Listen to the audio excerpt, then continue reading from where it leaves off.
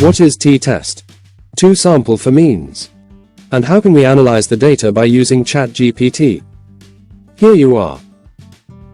What is t-test? Sample for means. A t-test, sample for means, also known as an independent samples t-test or unpaired t-test, is a statistical method used to determine if there is a significant difference between the means of two independent groups. This test assumes that the data from both groups are normally distributed and that the variances of the two groups are equal, although there are variations of the test that can handle unequal variances.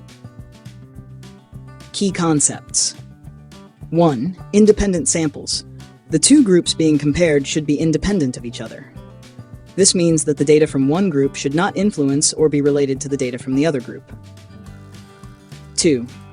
Null hypothesis, H0, assumes that there is no significant difference between the means of the two groups, mu1 equals mu2. 3. Alternative hypothesis, H1, assumes that there is a significant difference between the means of the two groups, mu1 and mu2. 4. Significance level A, the probability threshold below which the null hypothesis will be rejected, typically set at 0.05. So that is t-test.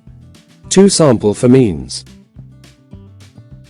Now how we use Chat GPT in analyzing t-test. Sample for means. Using Chat GPT in analyzing t-test. Sample for means is very simple. Here are the steps. 1. Copy your data and paste it into Chat GPT. For example, this is my data, then I copy and paste it into Chat GPT. Having done that, now as you can see, Chat GPT has analyzed it, and this is its analysis. Paired t-test results. Mean of the differences 13.48, and standard deviation of the differences as d 7.75. Test statistic t 8.34. Degrees of freedom df22. Critical t-value n equals 0.05. Two-tailed 2.07. 2.94 times 10 minus 8. Interpretation. Test statistic versus critical t-value. The calculated t-statistic, 8.34, is much greater than the critical t-value, 2.07. The p-value, the 0.94, times 10 to the minus 8, is far less than the significance level, 0.05. Conclusion.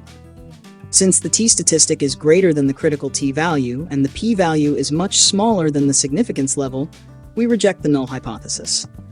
This indicates that there is a statistically significant difference between the pre-test and post-test scores, suggesting that the intervention, whatever it was, had a significant effect on improving the students' test scores.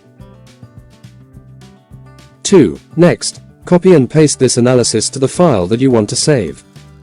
That's it. It's very simple, isn't it? Finally, thank you for watching, and catch up with you later.